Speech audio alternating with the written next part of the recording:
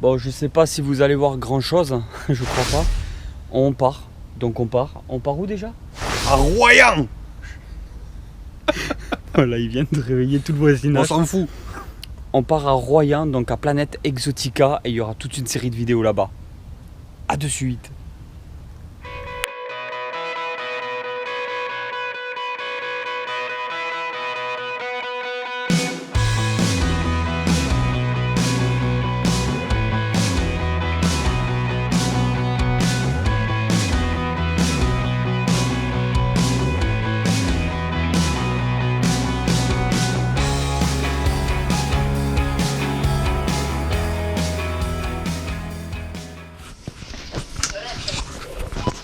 Ariane s'occupe, c'est bon, Ariane s'occupe.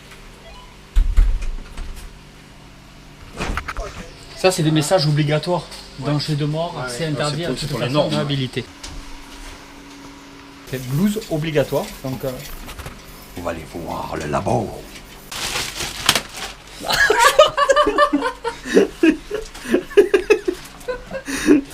normes de sécurité, ligne du... On dirait un vrai du film, là. Vous avez fait des raptors. Ce sont encore des petits. Ce sont des crocodiles nains de l'Afrique de l'Ouest. C'est certain. Bon, après, il ne faut pas oublier un terrain avant. Faut laisser un terrain ouvert ici. Parce que c'est pas notre petite poche en plastique qui va nous protéger. Oh, je fais une vidéo quand même en compagnie du directeur du parc, donc Oui, bonjour. bonjour. Je suis Marc Jäger, je suis le directeur du parc Planète Exotica, ici à Royan. Et voilà, ça c'est notre parc, ça fait une superficie presque de 10 hectares tous ensemble.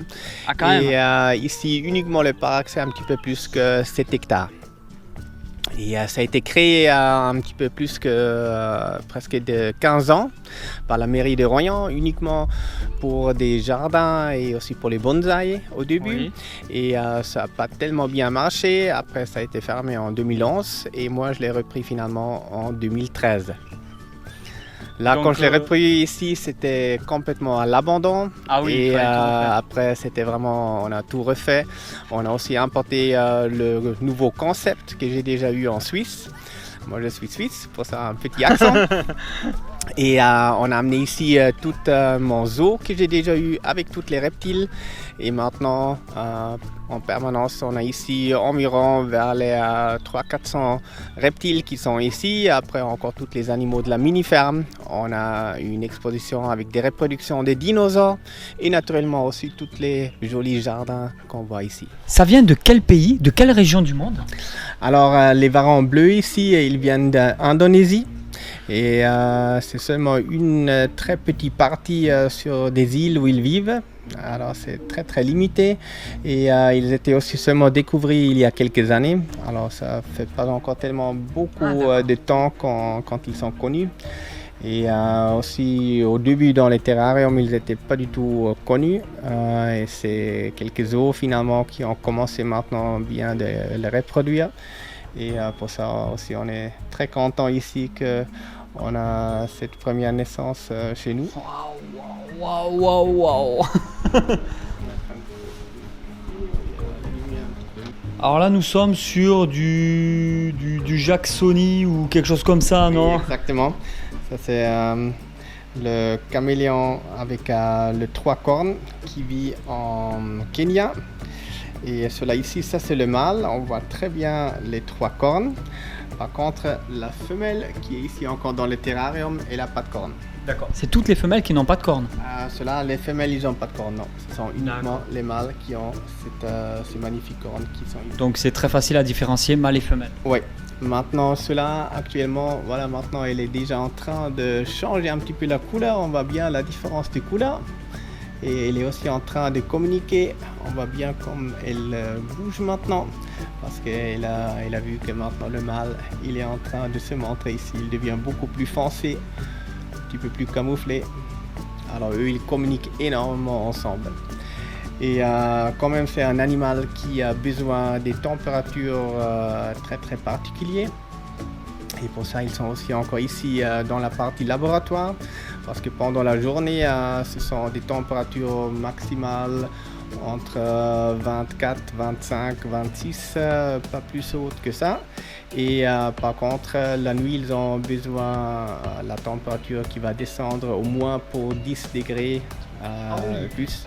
Et pour vraiment leur offrir ça, on a les clims qui sont installés ici dans cette pièce, que vraiment le soir, on peut descendre au moins pour 10 degrés de plus. D'accord, oui, c'est quand même très particulier au niveau de la maintenance. Oui, c'est ça. D'accord, d'accord. Il faut vraiment toujours observer nos animaux pour pouvoir avoir les meilleures conditions possibles. C'est ça, oui. Vous pouvez temporiser aussi, je vois qu'il y a de l'eau. Oui, là aussi, normalement, c'est au moins 1 à 2 fois par jour qu'on vaporise, ouais. Alors qu'ils ont aussi D'accord. assez à boire. De temps en temps, on donne même avec la pipette qu'ils ont aussi assez à boire. Oui, parce qu'ils vont boire surtout sur les feuilles peut-être. Sur les feuilles, sur eux et voilà, chez nous aussi avec la pipette qu'ils ont vraiment assez de l'eau qu'ils peuvent vraiment boire. Ce sont quand même des animaux qui demandent beaucoup d'entretien et quand même aussi une certaine connaissance. C'est pas quelque chose pour les personnes qui commencent. On peut passer ici au moins 2 à 3 heures, vu que la plupart de nos visiteurs ils restent toute l'après-midi ou même toute la journée. Oui. Oui, parce que de toute façon, c'est le but, de venir avec une famille, le matin, le temps de faire le tour, on peut manger sur place, on peut commencer à faire, y a, voilà, les jeux pour les enfants, il y a des... En plus, c'est vachement bien parce qu'il y a une partie vraiment reptiles, animaux. On a vu les singes, les petits Ouistiti. Les petits Ouistiti, j'ai craqué dessus. Et en plus, il y a quand même la partie extérieure où on peut être dans un environnement beaucoup plus calme. On sort un petit peu du concept du parc pour se retrouver un peu en nature. J'aime beaucoup ce côté où on avait vu les bambous, les choses comme ça. C'est vraiment énorme. Oui, on a beaucoup d'espace aussi à l'extérieur, comme ça aussi les parents ils peuvent vraiment se balader bien tranquille. Les enfants ils peuvent jouer partout bien sécurisés. Après on a toute cette île qu'on voit ici derrière nous, ça c'est l'île de Dinoland et là on a des reproductions des dinosaures en taille réelle. On voit le grand cou du Mamenosaurus qui est là-bas. Et ça c'est un de nos nouveaux dinosaures qui fait une longueur d'environ 20 mètres. Alors vraiment en taille réelle.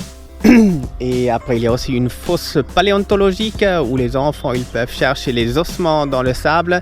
Ils peuvent vraiment un petit peu jouer au paléontologue. D'accord. Bon, Nicolas il est déjà à l'intérieur en train de boire un coup.